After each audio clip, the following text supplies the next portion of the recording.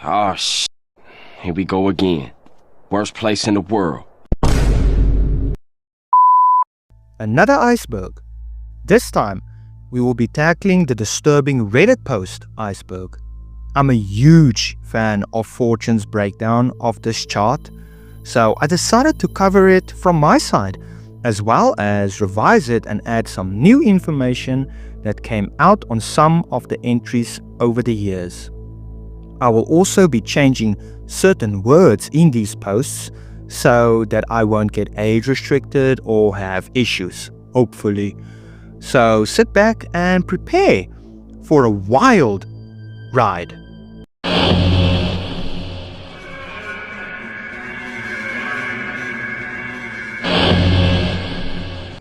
We will be starting off the iceberg with tier 1, and the first entry is called That Evil Farming Game. Someone by the name of Sparta213 posted the following to the Tip of My Joystick subreddit. This game was kind of like Harvest Moon. I know almost nothing about this game. All I can remember is that it's kind of like Harvest Moon but with a dark twist. The game starts out with you and your wife one night. You get into a fight and you end up stabbing her to death. Now, the game revolves around you farming to stay alive while trying to keep the town from finding out about the incident that happened. Every now and then, the cops come to search your house and you have to hide her corpse. Edit. I have no recollection of what console this game was for or when it came out. I know that it was released after 2000. I know this is so vague, but it's really hard to remember something you forgot. Also, it had to be before early 2015. Graphics were not 3D. I'm 100% sure it wasn't a browser game. Some people suggested that it might be some sort of flash game or an RPG horror game. People were so dedicated to finding this game that they made a whole subreddit dedicated to it, and it was finally found 5 years later after the question post was made. Turns out that this wasn't a game. It was a misremembered joke from a VineSource Joel livestream, who is a Twitch streamer. Joel was live streaming a game when he thought of a game idea and what it would entail. OP probably didn't hear the first part of the stream where Joel said it was a game idea, and he just heard what the game was about and thought it was a real game, which just goes to show context matters for everything in life. But I'm glad that the game was found, even though it was a video. It honestly, you know what it sounds like? It sounds like Harvest Moon, but with like corpses. It sounds like that'd be a fun game, just playing as Harvest Moon, but throughout all of the gameplay, you gotta hide a dead corpse. You know what? No. You know what it is? Harvest Moon, it's just regular Harvest Moon with your wife, and midway in the game, you have an argument with your wife, and you accidentally kill her with like a I don't know, like a saw blade. No. You kill her with like a barbecue kebab rack. You impale her accidentally, and you're like, oh shit, I mean that. And at the same time as you gotta you gotta manage your farm, raise your chickens and milk the cows. You also gotta hide the body from the cops sometimes, from health security checks, and yeah. Yay video games. This comment from Reddit sums it up pretty nicely. Basically, 8 years ago, a user named Yay Video Games was having a relatively normal discussion with somebody on a gaming subreddit about modding TES Oblivion. Somebody initially questioned his post, and his response came out as a sort of jumbled word salad. The person who questioned him further insisted that what he was saying made little sense, and then Yay Video Games snapped. He started spamming thousands of variants of the phrase "Ubisoft goes Steamworks bye-bye," always on DRM. All across Reddit, sometimes with strange, cryptic images interjected within some of the posts, an action that would eventually get him shadow banned. One image in particular had his infamous quote scribbled on a piece of paper, raising questions about his sanity. At the time of this happening, people didn't really know what happened. Fast forward to about 8 years later to the present, and people did some digging, linking him to a ton of alternate accounts with similar behavior. Not sure how big you are, vinyl record, and way more. Turns out the dude suffered from a plethora of problems, including chronic pain, restlessness, temporary bouts of sanity loss, over-medication, depression, isolation, growing up in a cult, and possibly even schizophrenia. Although he never stated that he had it himself, it is assumed he does due to some of his stories describing some schizophrenic symptoms. Plus, he said that some of his family members have it. His name was Lyndon. He lived in Melbourne, Australia. Unfortunately, none of his doctors took his situation seriously enough, and he took his own life in January of 2015. One of the detectives from here did some more digging and managed to find his Steam and Last FM accounts, which allowed him to contact a friend of his who confirmed everything stated here. This friend of Yay Video Games made a Ask Me Anything post about 2 years ago, allowing people to ask questions regarding the whereabouts of Yay Video Games. Hi guys, I'm Luke, and I'm one of Yay Video Games' best friends. Ask me anything. First off, let me say it's a great surprise to see such a big community around my best mate. I had no idea about this until today. His name is Lyndon, and we lost him at the beginning of 2015. Life hasn't been the same since. Someone reached out to me on Facebook, so I thought I'd come over here and shed some light on Lyndon's life.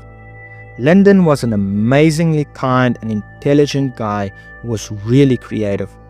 He was constantly creating art and music, which he never recorded to my knowledge, animation, of which I have some in the archives, and he loved storytelling.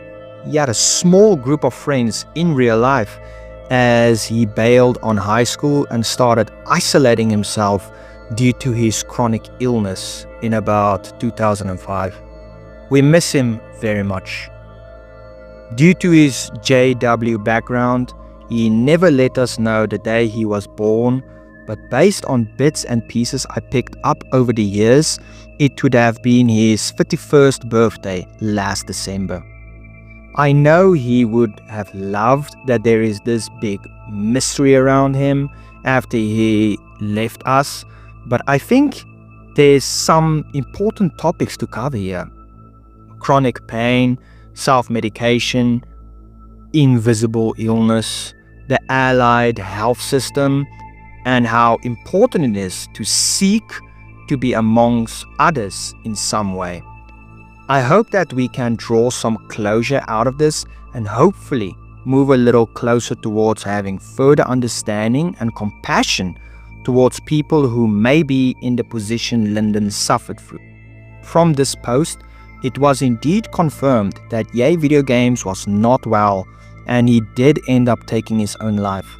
Sad story, especially the fact that the people were impersonating him online, all while nobody knew he was genuinely sick.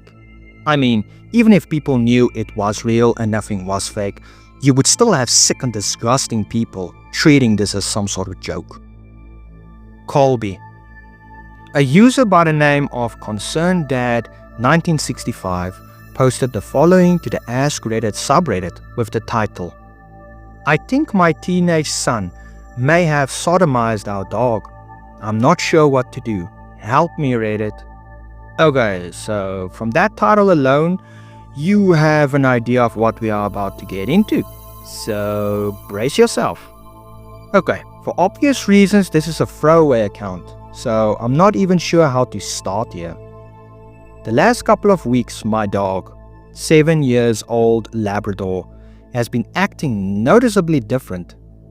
I guess I could describe it as distant and even depressed. He is normally an extremely outgoing and happy dog, very playful and energetic, etc.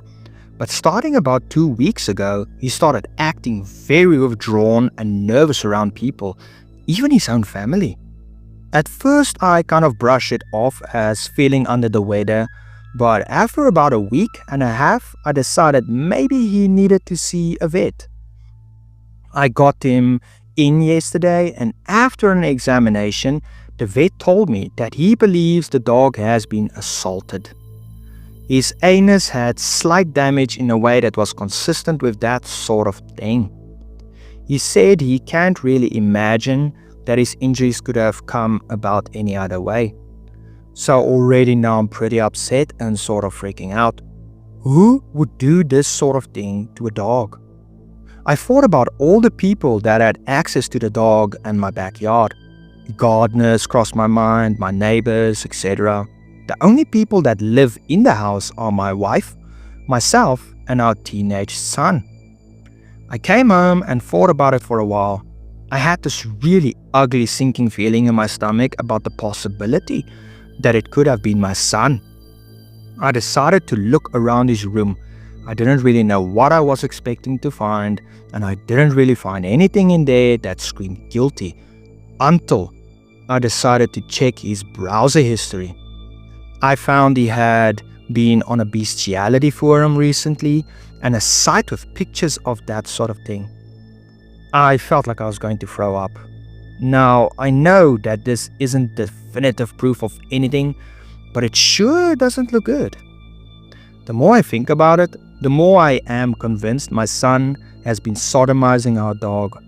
I haven't told my wife yet or done anything about it. I've not left him alone with the dog since. I'm totally confused and upset and don't really know how to proceed with this. Reddit, please help. TLDR, vet says my dog has been assaulted, found some suggestive bestiality material on son's computer, suspecting my son assaulted family dog. Edit. Thank you for all your advice to those of you who are serious. I understand this seems like a joke to some of you, but it's not to me. So for those of you that gave real advice, thank you. I think I'm going to take your advice and confront them about it privately without involving my wife. It is not going to be an easy conversation, but it has to happen.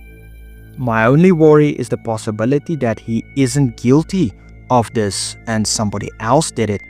I guess then we will still need to talk about what I found on his computer anyways. Thank you for being there for me, Reddit. Edit 2. Okay, my son just got home. I'm going to have the conversation with him when I can get a moment alone, and I will come back and let you guys know what happened. Edit 3. Okay, just spoke to my son. Before I get into our talk, let me quickly say thank you all again for your incredible advice and support. There were a lot of really helpful suggestions in here, and I took some of your advice.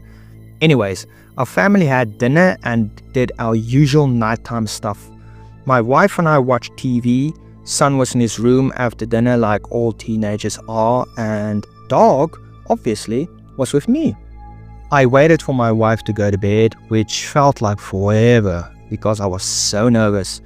But she finally did about an hour ago, and I went into my son's room to have a talk. I basically said, listen, I noticed the dog has been acting weird. I took him to the vet. I found out someone has sodomized him. Any idea what might have happened? I looked at my son and he seemed ever so slightly nervous, but pretended to know nothing about it. I expected this, so I brought up the sites I found on his computer. Naturally, this made him pretty upset and he got really indignant at the thought that I snooped around on his computer.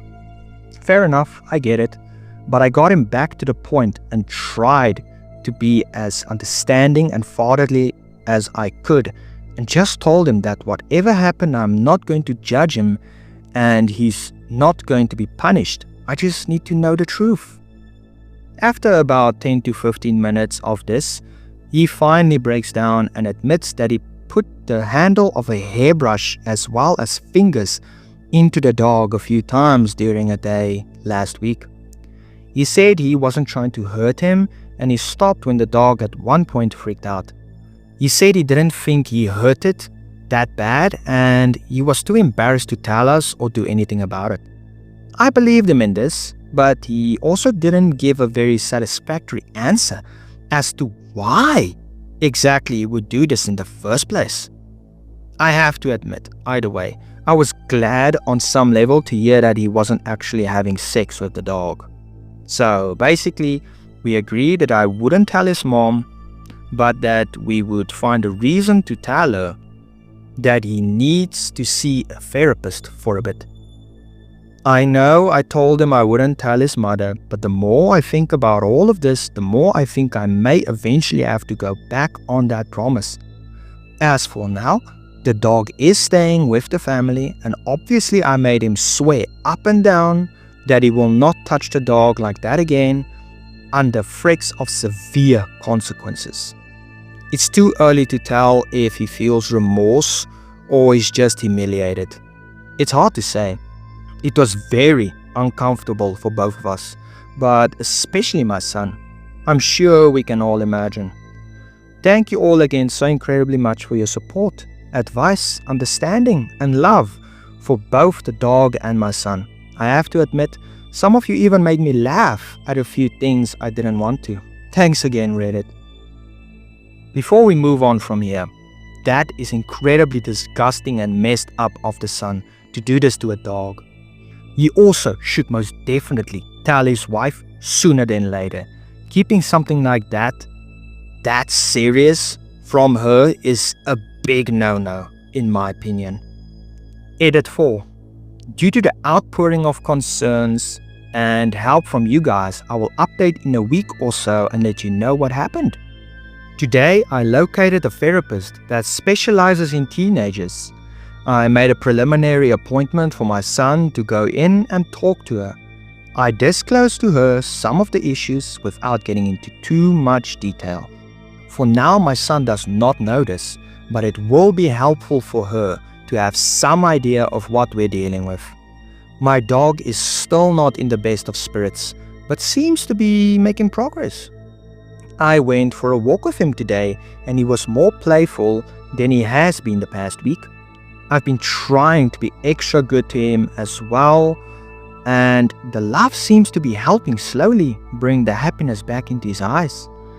Can't say I'm still not a little peeved about what happened, but I feel like to show my son that I'm too upset might be damaging right now. I think we just need to find out why he thought this was okay. As for the brush handle, some of you bring up a good point.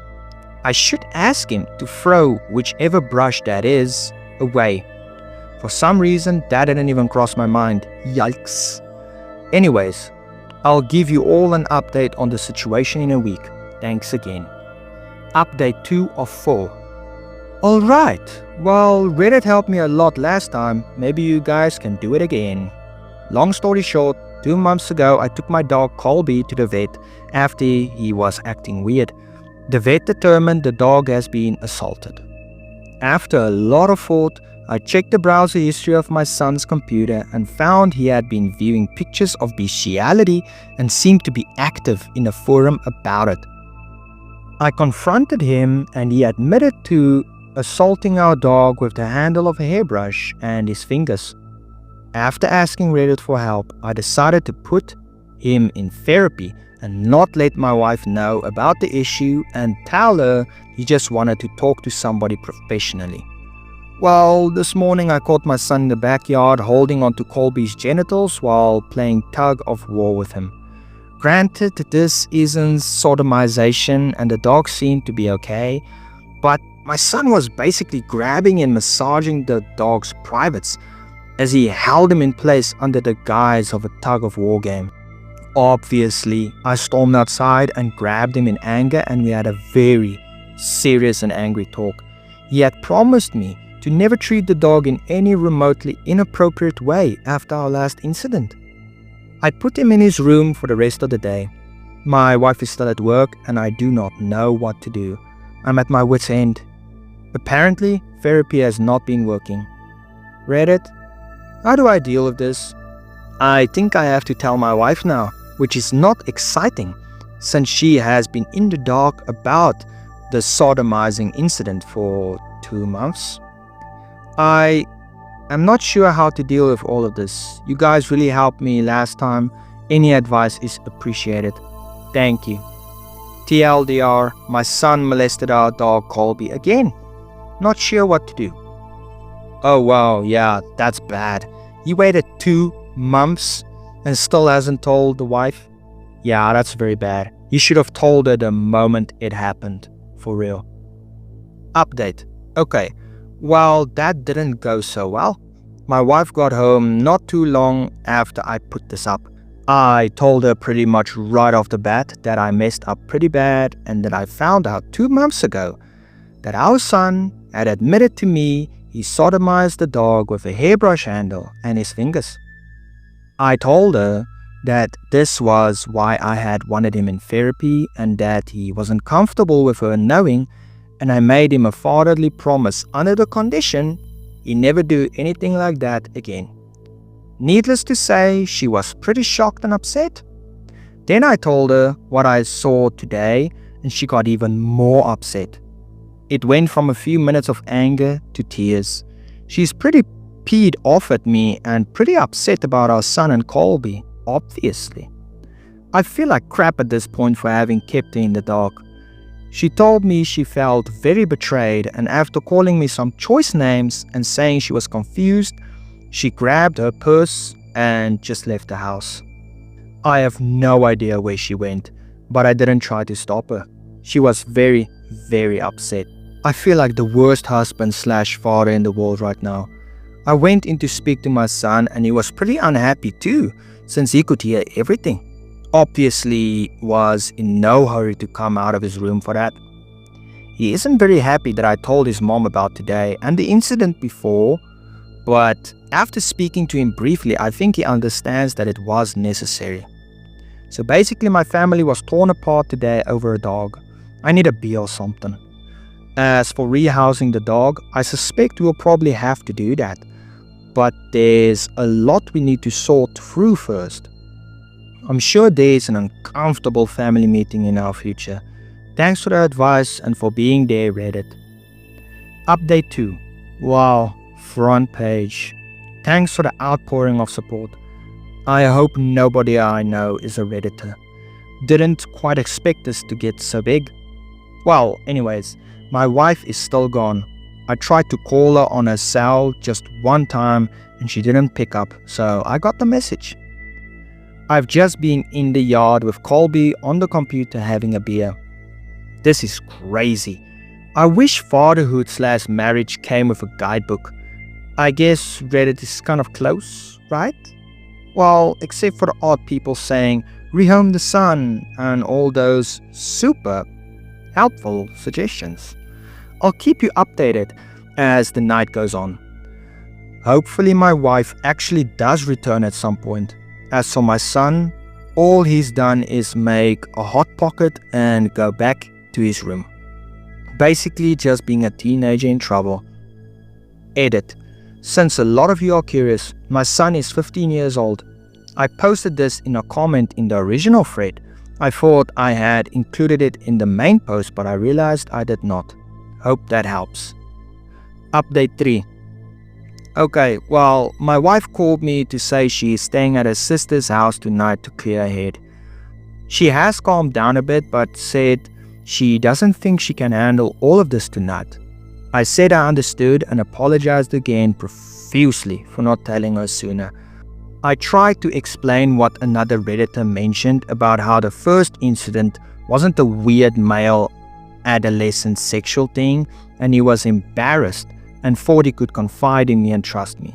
She was pretty unmoved by that argument and thinks I should have told her. I do agree. He should have told her. I fully agree. I don't care about the embarrassing part of it. Like, You should have told your wife, bro. You are married to your wife. You should tell her when stuff happens. Keeping secrets is never a good thing, and this right here is a very good example of that. I guess I was wrong. When we got off the phone, I said, I love you, and she just hung up. This is probably up there as my worst day in recent memory, at least since the day I found out my son sodomized the dog the first time. As for my son, I've seen no sign of him since he made his hot pocket. However, for about 40 minutes now, I've been hearing what I'm guessing is dubstep coming from his room. I don't know. I'm too old to even want to know. Colby will sleep in my room tonight, and tomorrow hopefully the wife will be calm enough to discuss what to do with him. She loves that dog a lot. I'm not sure how she is going to want to move forward with all of this. For my part, I can already think of 2 families we know that would probably be happy to take Corpster. Update 3 of 4. I am the father and Redditor whose teenage son assaulted our family dog Colby. It's been 2 months since the latest incident and my family is falling apart. More inside. A lot of Redditors were very supportive and helpful with this delicate situation, and I received many letters offering to take in our dog Colby after the second incident. It was really touching to have so many people reach out. I have also gotten a lot of messages asking for an update on what has happened since the last post. Well, a heck of a lot has happened to my family since then, and none of it has been very good. Basically, after hiding the first incident from my wife, I felt obligated to tell her about it when I caught my son abusing Colby again. Turns out, not telling her the first time around was probably the worst decision I have ever made. My wife did not take the news well at all. As I mentioned in my last post, she left the house to stay with her sister for a few days and wouldn't pick up my calls. The breach of trust and the fact that I hid something so serious from her really peed her off. To be honest, our marriage has already been pretty rocky the last year or 2 for reasons I'd prefer not to get into. So this was just one more bump in the road that our relationship really didn't need. To be fair, I was only trying to be a good father to my son, and I thought I could keep the initial incident between him and I to protect him from further humiliation.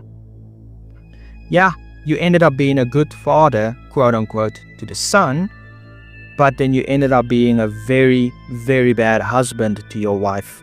I don't think that's a fair trade-off. All just because you wanted to spare him some humiliation. Doesn't work like that, man. That's not fair to your wife at all. It would have been okay if he had kept his word that he would not abuse the dog ever again. Unfortunately, he did not, and I had to involve his mom. Admittedly, I should have just done that from the beginning. So after staying at his sister's house for a few days, my wife came home and we got into several arguments over the next week or so about our son and what to do about this. And of course, there was plenty of me being painted as the bad guy for not including her on a major parenting issue. I decided to take Reddit's advice that we should start looking for a new home for Colby, since he obviously wasn't going to be safe with us anymore. My wife did not like this idea, and after several more arguments, I came to find out that she suspects our son never even abused the dog to begin with. She tells me that she has spoken to our son about it, and he denies ever doing anything. So basically, I had my son denying he ever assaulted the dog, and my wife now is peed off because she is hearing 2 conflicting stories from us. She even brought up in the heat of the argument that she thinks, if anything, I assaulted the dog, which, as you can imagine, made me obviously furious. So to make a long story short, we did not resolve anything and have only become more embittered with each other. This, along with a few other marital issues, finally led to my wife asking for a trial separation about 3 weeks ago. My son has decided to live with her, and so I have moved out to a friend's house temporarily while I try to figure out what we are going to do next. I know you guys are probably going to be peed off about this, but Colby is still living with my wife and son. I tried to take him with me, but this only led to more friction and infuriating jabs from my wife. Why? So you can sodomize him again and blame it on our son, etc., etc. This whole thing has just become a complete nightmare. I have tried to confront my son about denying what he did to his mom, and he won't even talk to me, and I just started taking the stance that I'm crazy. I guess he thought he saw a way out of all of this and decided to just throw his dad under the bus. That is probably the most hurtful part of this entire ordeal, to be honest. I'm used to having my wife be a complete bitch to me at this point, but the betrayal of my son, who I was only trying to help, is like a knife in my heart. That being said, I have to remind myself he is just a kid in an awkward situation and try not to hold it against him. After all, if my wife and I wind up with a divorce down the road, he is going to be the one thing I love, so I'm trying not to do irreparable damage to our relationship. I feel like I've done enough damage to this family, and all of this over a dang Labrador. I wish I could say my priority at this time was still on Colby's safety, but I would be lying. My relationship with my family is in tatters, and I don't know what to do to fix it. Obviously, I would still like to see Colby rehomed as well, but I feel like I need to focus on fixing my relationship with my wife and son so my life can go back to normal. So Reddit, I know this is kind of a unique situation, but I'm sure there's got to be some of you out there who have had something similar happen to you. Any advice for a dad who is losing control? TLDR, my wife has decided to separate from me and she took the dog and my son. I feel like I'm losing control of my life, and it's all because I tried to help my son after he abused our dog. Update 4 of 4. I have some good news for everyone. Colby is safe. But there's still the question of what to do with my son. Well, I guess let's start at the beginning. I know most of you might not know my story, so to put a long story short, I discovered my teenage son has abused our family dog, Colby, with a hairbrush and his fingers a few months ago. After I confronted him about it, he confessed and promised never to do it again, and in return I agreed to keep it between him and I and not tell his mom. A while later, I discovered my son went back on his promise and had abused the dog again. This time I felt I had to bring my wife into the matter, and when I told her, it all blew up in my face. She couldn't believe her son would do that sort of thing, and she eventually got into her head somehow that it must have been me that abused the dog. A short while after telling her about these incidents, we separated and she wound up with the dog and my son, who, when confronted, went back and denied that he had ever done anything to the dog, despite admitting to me that he had, and me actually catching him in the act a different time. So the last time I updated, I had been living at a friend's house while my wife and son and Colby stayed at the family house. My wife was somehow convinced that I was the abuser of our dog and that I was blaming it on my son, which is maybe the most confusing and infuriating feeling I've ever had. I tried calling my son for several days in hope that I could convince him to come clean and help us get on the road to fixing our family. He did not pick up, nor did he ever call me back. So about 2 weeks ago, I decided to show up at the house when I knew they would all be there. I knocked on the door and my wife would not answer it. I admit I kind of lost it and started shouting and pounding on it, and she eventually came out, where a yelling match ensued between her and I in the front yard. I finally left after she just put her hands over her ears and started yelling, "Dog screwer, dog screwer, dog screwer," over and over again to try to humiliate me in front of the neighbors. As I walked back to my car, fuming, I looked back at the house and saw my son staring at me from the second-story window with a blank look on his face. I stared at him and shook my head in disappointment, but he didn't change his expression. I have to admit, that really broke my heart and made me angry. So fast forward to just a couple of days ago. I am at work, nearing the end of my day, when suddenly my phone rings and it's my wife. I pick it up and she's sobbing and obviously very upset. She tells me that Colby has bitten my son and he has gone to the hospital to get stitches. She says Colby bit him in the lower abdomen 2 times. She doesn't know what to think. Obviously, I know exactly what happened. I could tell she finally knew I was right. Colby would never bite anyone unprovoked. He is an incredibly friendly dog and has no history of biting or being aggressive at all. When we got off the phone, I felt this rage building inside of me. I felt like it was finally time for this to end. Colby had stood up for himself against my son, who had betrayed both of us. I couldn't prove it, but I just know my son was abusing the dog again, and I felt responsible for having left him alone with Colby all of these times. It was like Colby finally lashed out in desperation after having nobody there to protect him. I felt sick to my stomach for having abandoned my dog with my kid, who obviously doesn't give a crap about me or any of us, as long as he can keep getting away with this. I left work and went straight to the family home. This time, my wife answered the door and let me in. I went straight to my son's room, where he was laying down watching TV. He looked at me in surprise, and I told him not to talk. I basically said, I know what you are doing. You can deny it and you can blame me all you want, but you and I both know what happened. I am taking the dog, and if I ever find out you go near an animal like this again, I will report you to the police. I don't care if you are my son. This is disgusting and unfair, and I raised you better. Obviously, I said more than that, but that was the gist of it. He was extremely uncomfortable. Then I went downstairs and out the back door to get the dog. I put a leash on Colby and walked him back through the house, and my wife stopped me and told me she was sorry. We talked for about 5 minutes and we both got a little weepy. She asked me to forgive her, which I told her I did. She then invited me to stay at the house, to which I said no, I'm not ready for that, and Colby deserves better. I had already let him down too many times. I left her crying in the house and put Colby in the car.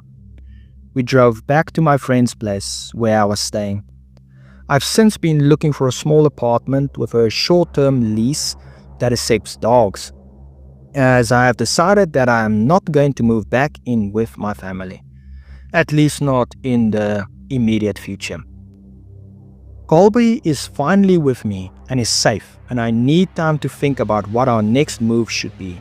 I know that asking my friend to house me and now a dog is pushing the bounds of his good grace, so this is what has to happen. A lot of you have written to me asking for updates, and I apologize for not getting back to all of you. Mostly, I had no significant changes in the situation until all of this.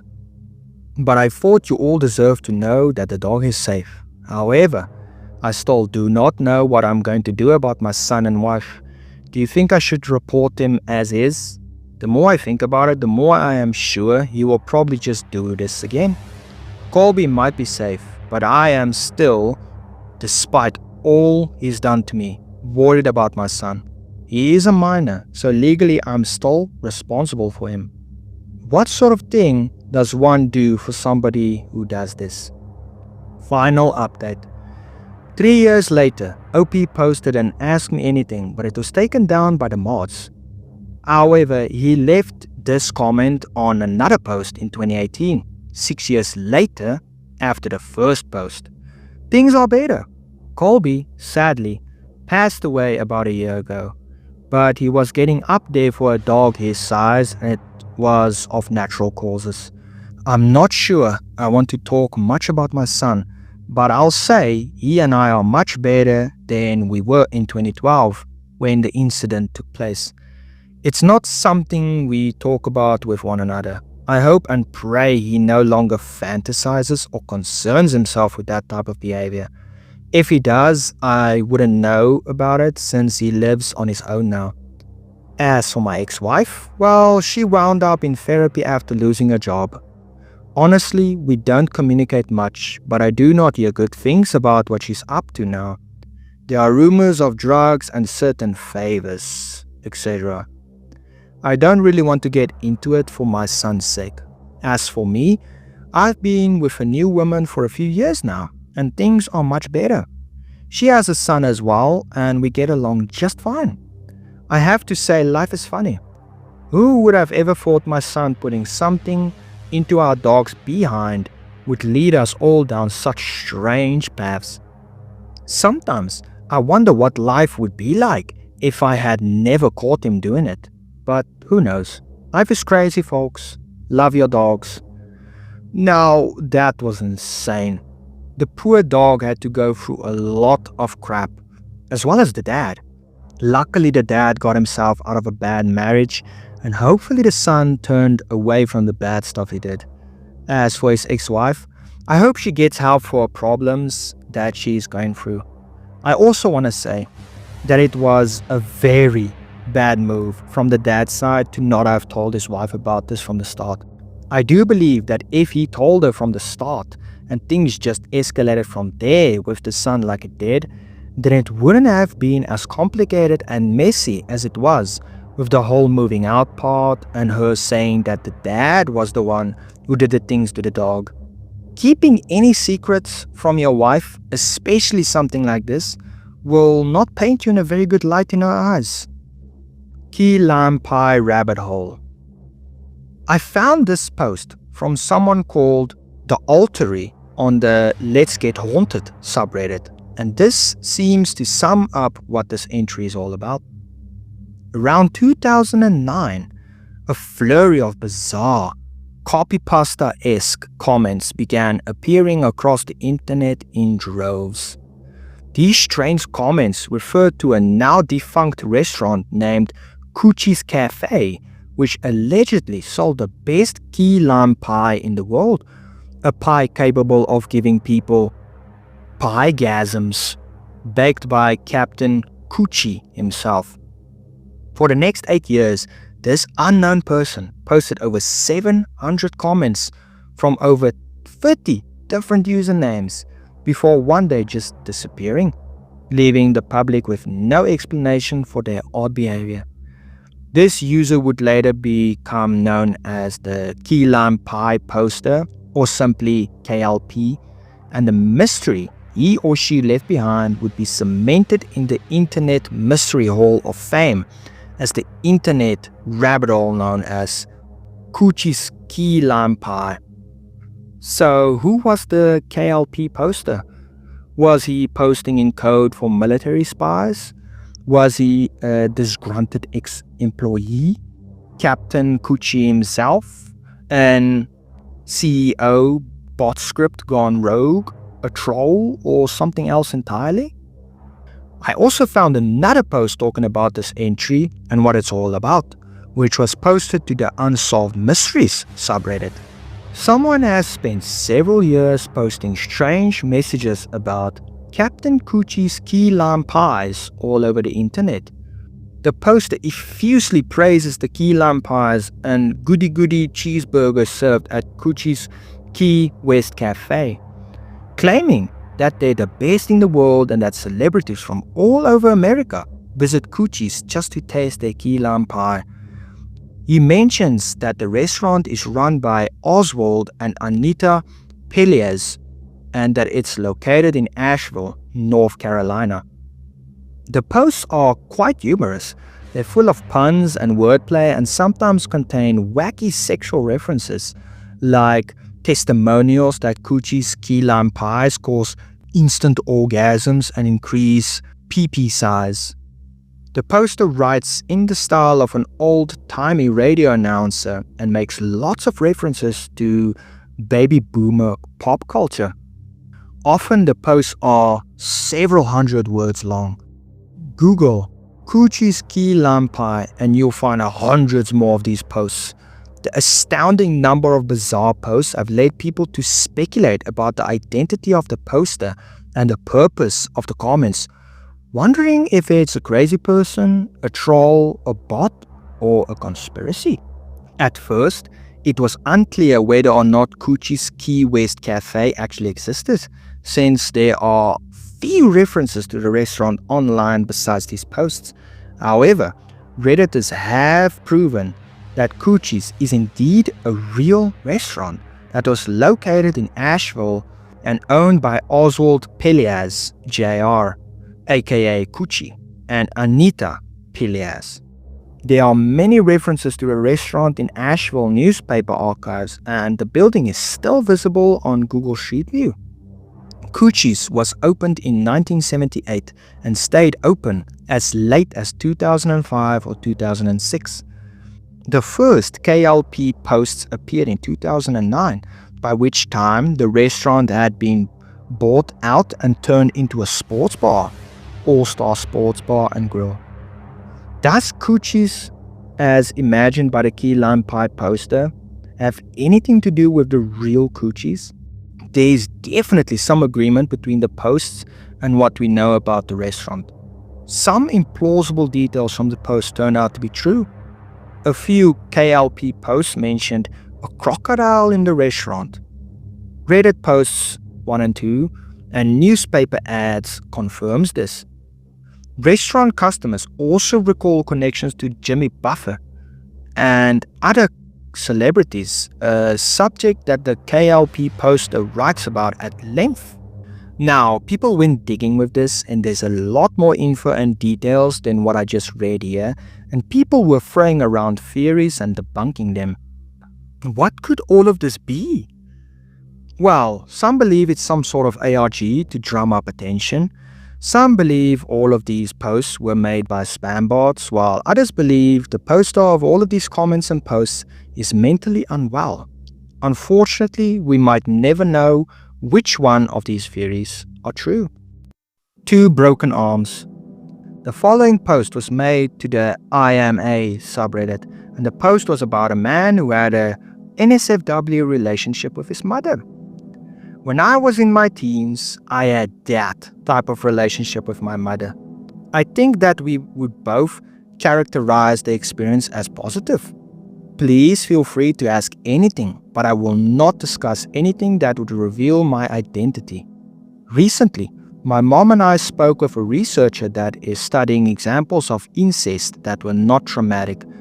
He is preparing a paper on the subject. I am not an advocate for incest. For whatever reason, it worked for us. Don't use my experience as a template. I am here to relate my experience, not debate incest as a subject. Here are a few things people will probably ask. It started when I was 14. My mom was 37. I have an older sister that was unaware and not involved. My dad knew about it from the beginning and supported my mom's decision. It ended around college. Before we move on, I just want to point out the fact that this guy was 14 years old when this happened. That is seriously messed up for the mom to have done those types of stuff with him, knowing full well that doing things like that with a child is not just morally wrong, but it's wrong legally as well. Anyways, people ended up flooding the comment section asking various questions, and here are some of OP's responses, delving deeper into the subject at hand. Well, without giving away too much information, I was injured in an accident at 14 and incapacitated. I went from masturbating 2 times a day to 0. After 2 weeks, I was frustrated and took it out on my parents. My mom and dad knew what was up and talked about my mom helping me. They approached me one afternoon and then my mom said, "I know you are frustrated and why you are frustrated. Would you like some help?" Blood rushed in my ears and I said yes, but I really didn't know if she meant what I thought she meant. I was excited and confused. She said that she would take care of me when I went to bed hours away. She came into my room and helped me off with my clothes and kept my shorts off. She kept asking if this was okay. I kept saying yes, but I really didn't know what the intent was. I was excited and confused. She lotioned up her hands and started stroking me and I was a little close to orgasm. I was afraid of finishing because I thought that maybe she thought that she was only massaging me or something, so I kind of panicked and tried not to finish. Then she noticed that I was in a bit of distress, so she asked if she should stop. I didn't say no. At that point, she kind of understood what was going on and said that I should relax and let go and that she has a towel. I got the idea that it was okay to orgasm, so I did. Again, this is wrong on so many levels. Even if the child did consent to it, it's still wrong, and the mother should have known better. A child can give consent to such things, and they don't know the full extent of their actions. The first time we had intercourse, I was laying in bed getting oral from her. In the middle of it, she stopped, climbed up my body, pulled her panties aside and sat on me. She was wearing a long t-shirt. She told me not to finish inside and she rode me for about a minute and she finished. She then finished me with her mouth. My head was spinning. Sometimes it was discussed at the table, but not with my dad around. I would never tell anyone I know. I know I'm interrupting the flow of the story a lot, but I just want to point out the fact that he says he would never tell anyone about this. That shows and proves how bad this is, what they did. If it was a good thing, then him and his parents would tell people about it. But they didn't. They know legally that it's bad and disgusting. And if it came out, the parents would be locked up and go to jail. And the child would probably be taken by Child Protective Services or something like that. People asked him how his dad was responding to all of this, as he clearly knew what was going on. This is what OP said. We have not spoken about it other than that first time he and my mom came into my room. I knew that he knew what was going on. He knew when she was in my room. There were no secrets with them. When my sister moved out, we were a bit more free to do the deed without getting caught. He has walked in on us, but he didn't stick around. He said, "Excuse me," and walked out. He didn't stick around and high-five me. My dad had my mom at night. I seemed to be with her during the day and before bed. We never got in the way of each other, but if there was conflict, I would assume that he came first. Oh, get it? Came first. Anyways, I respected their relationship. The only time that I would intrude on them in their room was if I was super in the mood or something, and I would go to their room and try to wake my mom and get her to come into my room. I never interrupted them doing the deed or saw them doing it. This type of relationship lasted for about 4 years, and it ended when he left for college. He also had a girlfriend in that time period before college, and he would still do it with his mother as well as his girlfriend. His girlfriend didn't know about this, by the way. People also thought they found the OP, as there was another post made about a child that had 2 broken arms. This wasn't the same person, as this Penguins person was told about this entry and they said they didn't know what it's about. And OP is a girl, and it's just a crazy coincidence that some of the things align, like the broken arms. I'm not gonna go further and deeper with the comments and the story. It's just disgusting and seriously messed up, and this should not be taken as advice or a good idea at all. Poop scissors. Starting off tier 2 with a comment in response to a post made on the Ask Reddit subreddit titled, "If a crime happened at your home, what would be the most embarrassing thing the cops would find while investigating?" Now, before we continue, I just want to say, I never knew this was a thing. People having tools called poop scissors. So, someone by the name of Gobluff69 commented on this thread, "My poop scissors, no clarification needed." The OP asked the person to clarify, so the commenter did. Alright, I'm drunk, so I'll get it out there. When I was younger, I only took poops like 3 times a week instead of every day like a normal kid. I also ate a lot, so these tri-weekly poops would more often than not be generously proportioned. I clogged our toilets so much and my parents would get angry. Problem was, these monster poops weren't going anywhere, so I had to get creative. Enter the poop scissors. A nice, strong, sturdy pair of scissors from the junk drawer. If I took a dump that I felt was just too big, no problem. I'd use my poop scissors to chop it up into pieces, thus making it flushable. As you may imagine, they got used quite often and poop got caked onto them real fast. Ugh, that's disgusting. I quickly realized that these scissors could never be used for normal use ever again. So each time I was finished with them, I wrapped them in a handkerchief and hid them in my closet. I haven't used them in like 8 years or so, but they're still in there. Edit. Okay, I hate to be this guy, but I've never gotten gold before, and after telling a completely true story from my childhood that I thought some may find slightly amusing, I was gifted gold twice in one night while asleep. Thanks for showing my poop scissors some love. Also, many of you have adopted the "this didn't happen" mindset, as Reddit tends to do, which is understandable here. I live away from home for most of the year due to school/work. I can't satisfy your primal desires for poop scissors pics in the near future. I sure as heck am not phoning home and going, "Hey, can you dig through my messy closet until you find a pair of scissors wrapped in a handkerchief / stained with dried poop from 8 years ago?" No, it's fine. I just need to post a picture of them on the internet. I also sure as heck did not anticipate having to answer so many questions about the story, but it's been hilarious. Proof will come next time I go home for a visit. So if anyone still cares about this in a couple of weeks, then stay tuned. TLDR, poop scissors. Never in a million years did I ever think I would read something like this. Knowing now that there are people out there that have poops so big that they have to chop it up into pieces in order to flush it down the toilet. The world is crazy that we lived in. Jolly Rancher. I'm not gonna lie, this one is pretty vile. My apologies to y'all out there who like to imagine a plot or scene as a story is being told. This entry is referring to a comment that was made under a deleted Ask Reddit post. The comment reads as follows: "Nothing tops the Jolly Rancher story.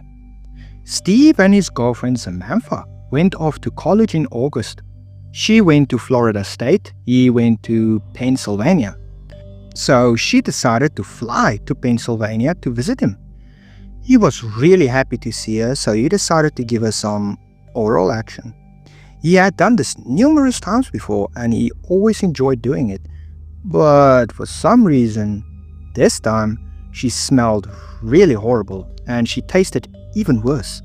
He didn't want to offend her though because he hasn't seen her in months, so he put a Jolly Rancher in his mouth to cover it up, even though it didn't do much to help. In the course of eating her out, he accidentally pushed the candy inside of her and stuck a finger in to grab it out. He took it out and put it back into his mouth and bit it. Only it wasn't the Jolly Rancher. It was a nodule of gonorrhea. As in the blister-like structure that gonorrhea makes, filled with diseased pus, was the size of a Jolly Rancher and the poor guy bit it. That's disgusting. I guess it was really dark in the room. He freaked out and started vomiting all over the place when it exploded in his mouth. He demanded to know what was going on. Turns out she had cheated on him at a club like the first week of college and screwed some random guy, and she had no clue what was wrong with her. She noticed a strange smell though. So now Steve is freaking out that he now has gonorrhea of the mouth and who knows what else. Okay, yeah, that is absolutely vile and disgusting. You shouldn't be going around sleeping with random people, guys. Like, you don't know what diseases these people could be carrying. You don't know what STDs they could be giving you. And just in general, why go and be promiscuous and go and sleep with random people? Like, I know she hasn't seen him in a long while, but that doesn't give her the right to go and cheat on him. And then to make it worse, she comes back with an STD and gives it to him. That is really disgusting and messed up. Cumbox. The following comments was made to an Ask Reddit post titled, "Throwaway time, what's your secret that could literally ruin your life if it came out?" I gotta say, these comments fit perfectly with that title. Just saying. Cousin died when we were both 17. There was a reception at his house just after the funeral. I went into his room and stole all the money that was there.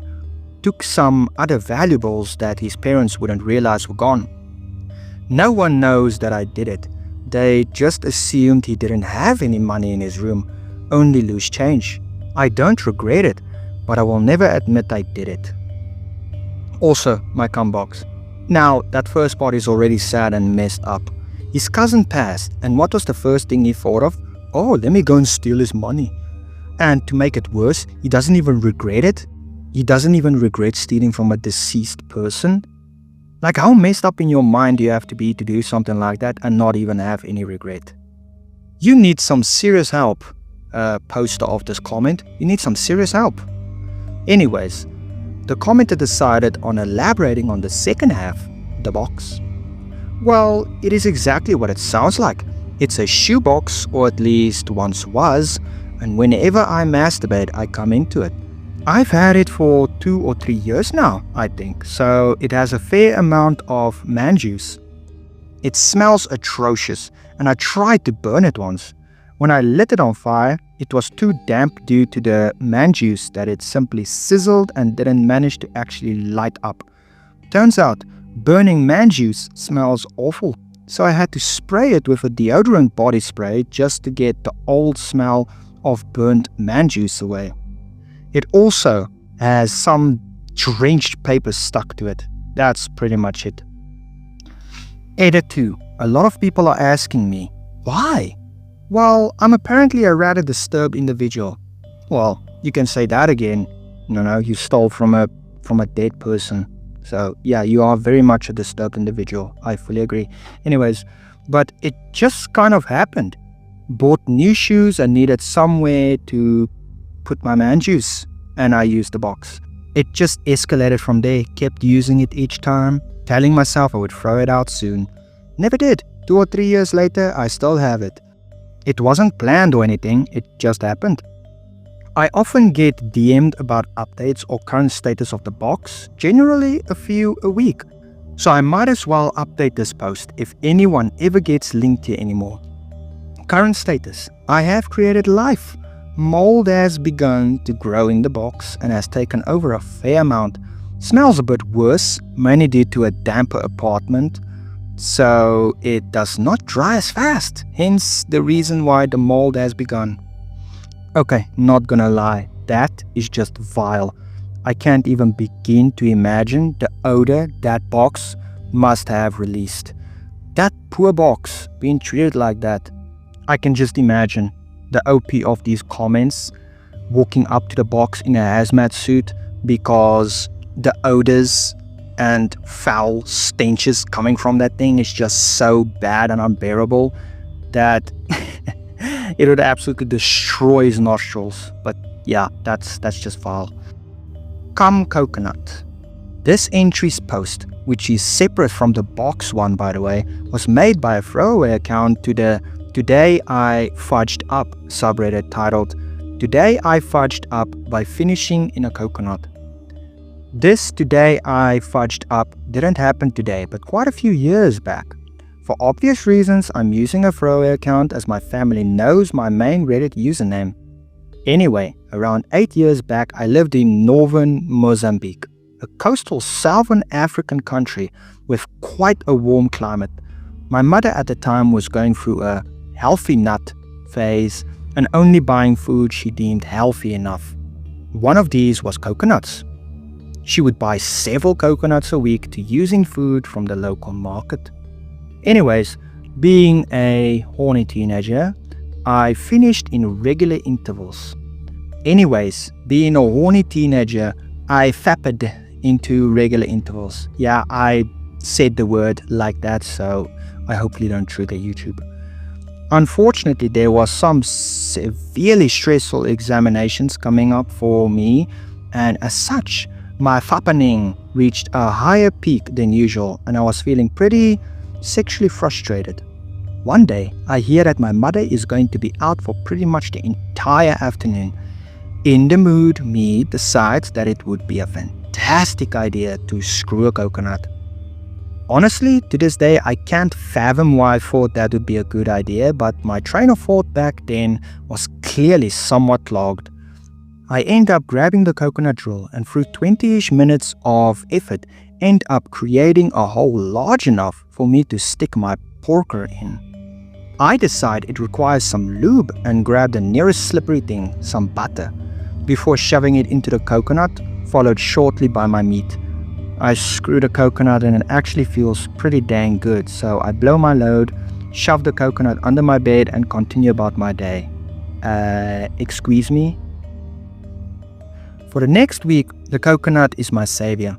Whenever I want to get off, I simply take it out and screw it in its delightfully tight hole, made better each time by accumulating volumes of my juice and butter acting as a lubricant. Ugh. It's heaven. No, bro, it's disgusting. Now, before I continue, I'd best mention that at the time, our area was experiencing quite humid, muggy weather, which exacerbated an already existing fly problem. Disgustingly fat, bloated flies were commonly found around our house, and the exterminators couldn't really do anything because it was a localized area problem that would go away in the winter. About a week and a bit after the initial coconut screwing, I had been using it pretty much every day since then. I begin to notice a few more flies than usual, as well as an odd, unpleasant smell about my room. Must be the coconut, right? So I decided I'll do it one more time before I throw it out and get a new one. Worst mistake I have ever made. You see, the reason for the increased number of flies was that the coconut was evidently, in hindsight, a nearly perfect place to lay eggs. Oh. As I penetrate the coconut one last time, I begin to feel a strange wriggling sensation. Puzzled, I pull out to discover that it is covered in rotted and moldy butter and semen and teeming with tiny maggots. Oh, that is just vile, man. They were wriggling all over my head and some were even trying to force their way up into my urethra. I screamed and threw the coconut across the wall, which made the situation worse by spilling the contents. Hours of vigorous scrubbing, vomiting and cleaning the remnants were spent reflecting on what the heck I was doing with my life. Never again. Never again. TLDR, don't screw coconuts. Due to all of the attention this was getting, OP decided to make another post, which was an Ask Me Anything post, where people asked numerous questions regarding the subject. As a man, I can attest to this, that men indeed do their deeds inside the weirdest places. Mind you, some people in weirder places than others. Listen to OP, please, do not screw coconuts. I will add on to this by saying do not screw questionable things or places in general. User Worthless319. Okay, this one is pretty messed up, so be warned. It involves a man who cut his junk off, cause quote-unquote God told him to. He would start off his Reddit journey by posting and asking how anesthesia works and how long it lasts, and it would gradually descend into disturbing territory. Him making posts numerous times asking if it's best cutting private parts off in small or big slices. Him talking about the possibility of North Korea attacking the mainland of the United States and asking people how they find peace and so forth. He ended up mutilating himself on numerous posts and cutting his private parts off. He even shot his private parts, cooked it up and ate it. I saw these photos and believe me, it is not a pretty sight to behold. He said God told him to do it, and if he did it, the North Korea attack on the United States wouldn't happen. Of course, this attack never happened and it wasn't due to him cutting off his junk. It seems user Worthless319 either passed due to his injuries or he left Reddit and went to seek medical help. He hasn't posted to Reddit in over 7 years. All of this is just incredibly disturbing and off-putting for obvious reasons, and his account is still up to this day, where you can go look at all his posts he made and the comments he made to people's questions. I sincerely hope that he didn't pass away from this and he just left Reddit to seek help. I guess we will never know. His last post was made regarding his dog, and I have no idea what happened to his dog and if this guy ended up passing from his injuries. Eric and Annie. This one is really sad, to be honest. This entry refers to an extensive chat between a guy named Eric and a girl named Annie on Reddit.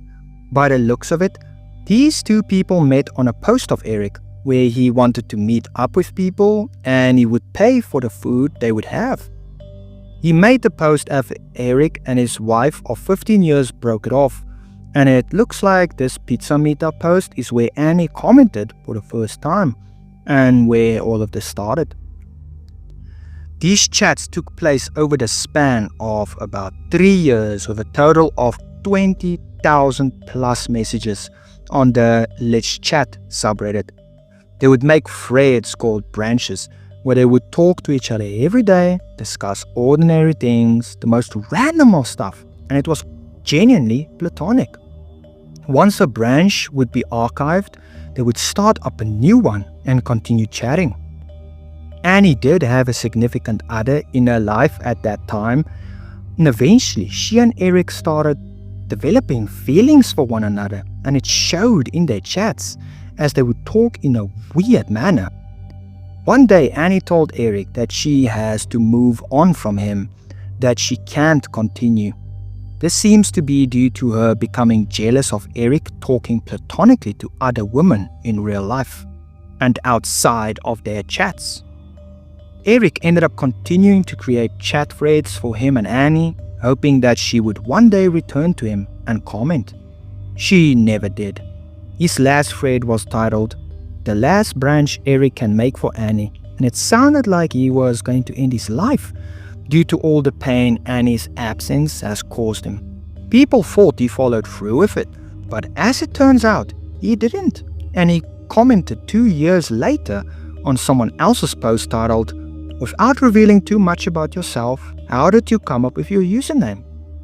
Eric commented with, "Someone put the long version on my birth certificate.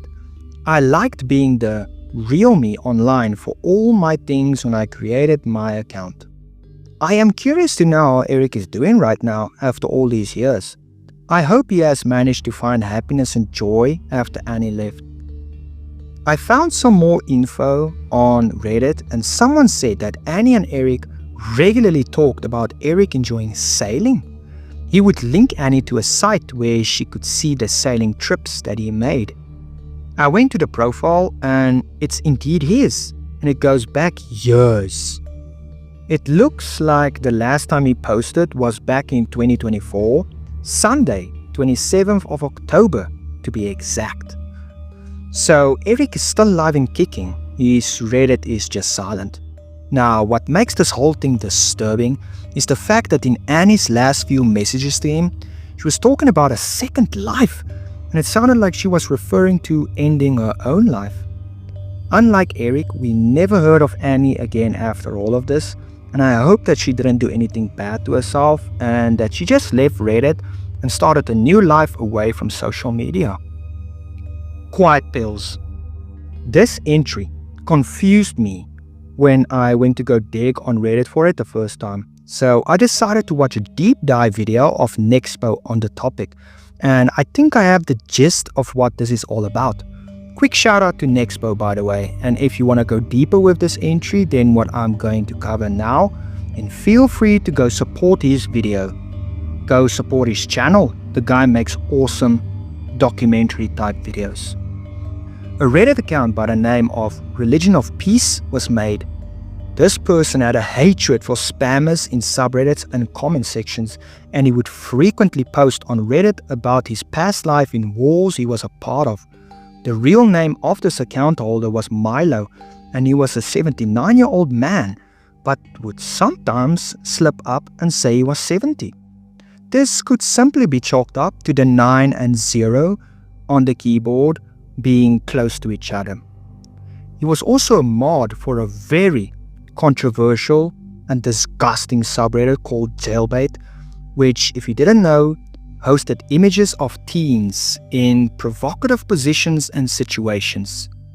He also hosted his own website called That Old Guy's Image Host, which was a place for people to link images, and as you might have guessed, it was mostly not safe for work ones. The website URL was called Lake City Quiet Pills, and it later turned out that this was actually referring to bullets. Religion of Peace would comment one last time on a post from a subreddit called Ideas for Admins. His comment reads as follows: I reported a couple hundred obvious bullcrap Reddits. Crap for roofers, lawyers, local businesses, and things like that. Just those one-off that spammers make, thinking that we actually look at their postings. They're all still there. I'm getting very discouraged. Even after trading messages with admins about the spam situation. I don't think they really care all that much. Like this daily lawyer/attorney spam. I downvote and report every day, and the next morning there's another round from the same spammers.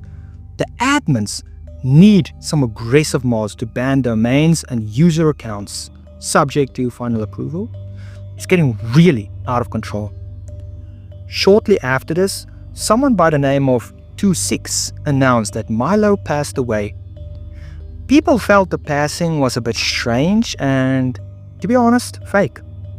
A man going by the name of Mike was linked to a lot of accounts all over the internet, and it's thought that he might be the one who created the Religion of Peace and 26 accounts, as well as the Lake City Quiet Pills website, aka That Old Guy's Image Host website. Some people think all of this is just an ARG, while others believe it's not that, and it's real. But I don't know. All of this seems way too complicated and intricate to just be fake, and there was clearly a lot of effort and thought that went into and that was put into all of this. I am leaning more into the direction that this was all a very well thought out ARG. Swamps of the Goba. For those of you with weak stomachs, be prepared for a wild ride of this one. It's also going to be a pretty long read, so sit back. A user which goes by the name of Banzai Panda commented the following to an Ask Reddit post titled, Doctors, Nurses, Redditors. What has been your most gory, disgusting or worst medical experience? OR nurse here. This is kind of a long one. I was taking call one night and woke up at 2 in the morning for a general surgery call. Pretty vague, but at the time I lived in a town that had large populations of young military guys and avid meth users, so late night emergencies were common. Got to the hospital where a few more details awaited me. Perirectal abscess. For the uninitiated, this means that somewhere in the immediate vicinity of the butthole, there was a pocket of pus that needed draining. Needless to say, our entire crew was less than thrilled. I went down to the emergency room to transport the patient, and the only thing the ER nurse said as she handed me the chart was, "Have fun with this one." Amongst healthcare professionals, vague statements like that are a bad sign. My patient was a 314-pound Native American woman who barely fit on the stretcher I was transporting her on. She was rolling frantically side to side and moaning in pain, cooling at her clothes and muttering Hail Marys. I could barely get her name out of her after a few minutes of questioning. So after I confirmed the identity and what we were working on, I figured it was best just to get her to the anesthesiologist so we could knock her out and get the circus started. She continued her theatrics the entire 10-minute ride to the OR, nearly falling off the surgical table as we were trying to put her under anesthetic. We see patients like this a lot though, chronic drug abusers who don't handle pain well and who have used so many drugs that even increased levels of pain medication don't touch, simply because of high tolerance levels. It should be noted, tonight's surgical team was not exactly wet behind the ears. I'd been working in healthcare for several years already, mostly psych and medical settings. I've watched an 88-year-old man tear a 1-diameter catheter balloon out of his pee-pee while screaming, "You'll never make me talk." I've been attacked by an HIV-positive neo-Nazi. I've seen some crap. The other nurse has been in the OR as a trauma specialist for over 10 years. The anesthesiologist had done residency at a level 1 trauma center, or as we call them, knife and gun clubs. The surgeon was an ex-army and averaged about 8 words and 2 facial expressions a week. My goodness. Okay, that's interesting. None of us expected what was about to happen next. We got the lady off to sleep, put her into the stirrups, and I began washing off the rectal area. It was red and inflamed. A little bit of pus was seeping through, but it was all pretty standard. Her chart had noted that she'd been injecting IV drugs through her perineum, so this was obviously an infection from dirty needles or bad drugs, but overall, it didn't seem to warrant her repeated cries of, "Oh, kill me now." The surgeon steps up with her scalpel, sinks just the tip in, that's what she said, and at the exact same moment, the patient had a muscle twitch in her diaphragm, and just like that, all frick broke loose. Unbeknownst to us, the infection had actually tunneled nearly a foot into her abdomen, creating a vast cavern full of pus, rotten tissue, and fecal matter that had seeped outside of her colon. This mixture came rocketing out of that little incision like we were recreating the funeral scene from Jane Austen's Mafia. We all wear waterproof gowns, face masks, gloves, hats, the works, all of which were as helpful as rain boots against a fire hose. The bed was in the middle of the room, an easy 7 feet from the nearest wall. But by the time we were done, I was still finding bits of rotten flesh pasted against the back wall. Oh, that is just vile. That is absolutely disgusting. I have a very weak stomach, guys. I have a very weak stomach, and I cannot imagine or see myself being able to do this type of job. I would be gagging and throwing up the moment I just see the bits of meat. I would be throwing up already 500 times. Anyways, as the surgeon continued to advance his blade, the torrent just continued.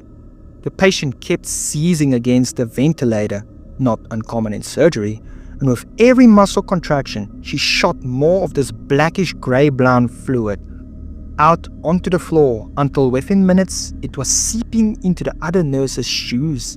I was nearly 12 feet away, jaw dropped open within my surgical mask, watching the second nurse dry heaving and the surgeon standing on tiptoes to keep the stuff from soaking his socks any further. The smell hit them first. Oh, I just threw up in my mask. The other nurse was out. She tore off her mask and sprinted out of the room, shoulders still heaving. Then it hit me, mouth still wide open, not able to believe the volume of fluid this woman's body contained. It was like getting a great big bite of the despair and apathy that permeated this woman's life. I couldn't breathe. My lungs simply refused to pull any more of that stuff in. The anesthesiologist went down next, an ex-NCAA D1 tailback. his 6'2" frame shaking as he threw open the door to the OR suite in an attempt to get more air in, letting me glimpse the second nurse still throwing up in the sinks outside the door. Another geyser of pus splashed across the front of the surgeon. The YouTube clip of David at the dentist keeps playing in my head. Is this real life? In all operating rooms everywhere in the world, regardless of socialized or privatized, secular or religious, big or small, there is one thing the same. Somewhere there is a bottle of peppermint concentrate. Everyone in the department knows where it is. Everyone knows what it is for. And everyone prays to their gods they never have to use it. In times like this, we rub it on the inside of our mask to keep the outside smells at bay long enough to finish the procedure and shower off. I sprinted to our central supply, ripping open the drawer where this vial of ambrosia was kept, and was greeted by an empty box. The bottle had been emptied and not replaced. Somewhere out there was a godless fool who had used the last of the peppermint oil and not replaced a single frickin' drop of it. To this day, if I figure out who it was, I'll kill them with my bare hands, but not before cramming their heads up the colon of every last meth user I can find, just so we're even.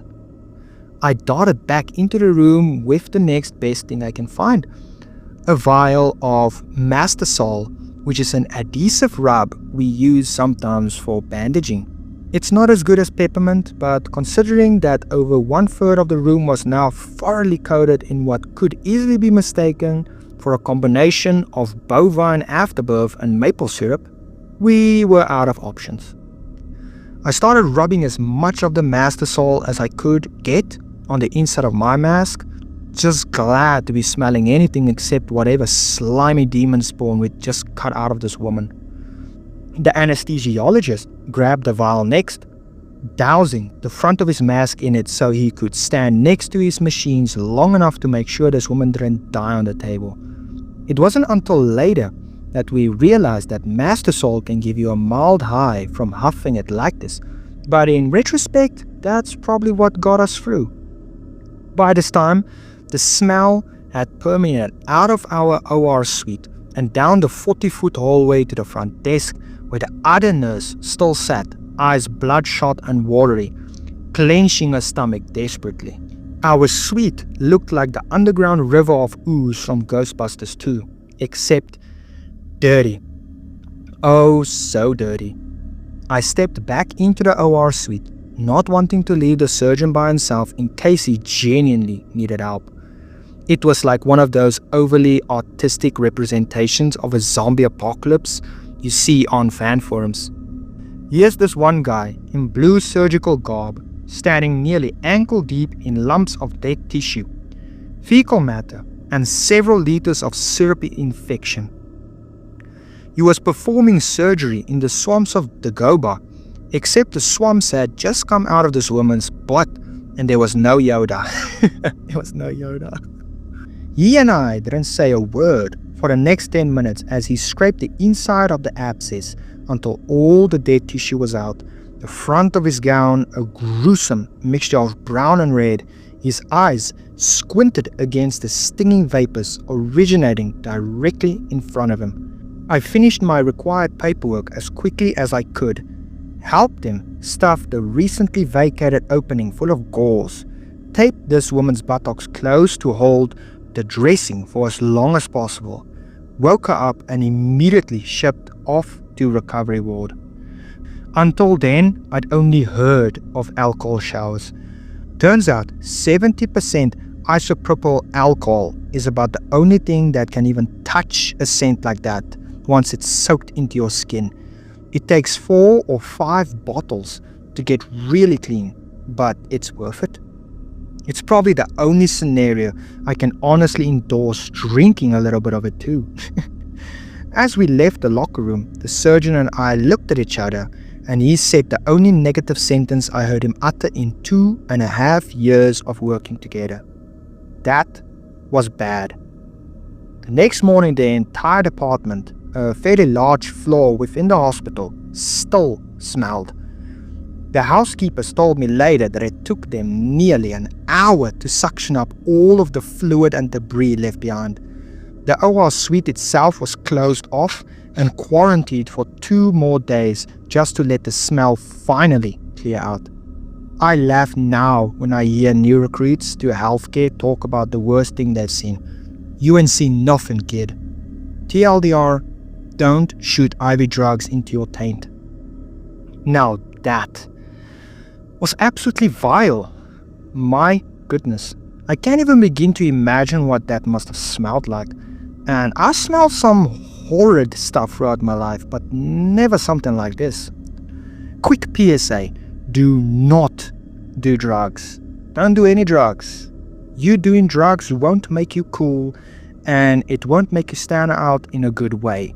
It'll just ruin your life and those around you, so stay away from it. It's not worth it. I gotta say, this was a bumpy ride of topics, and this was only above the surface. Imagine what horrors awaits us as we dive deeper and get into more depraved and disturbing posts. Ooh-wee, how excited I am. Thank you for making it to the end of the video. If you are interested in part 2 of the Iceberg, then be sure to stick around for that when it drops. If you liked what you saw, please tap the like button. Share your thoughts and opinions down below in the comments, telling me that you would love to see part 2. And also tell me what your favorite story was, and share with family and friends, and subscribe to soothe that fascination.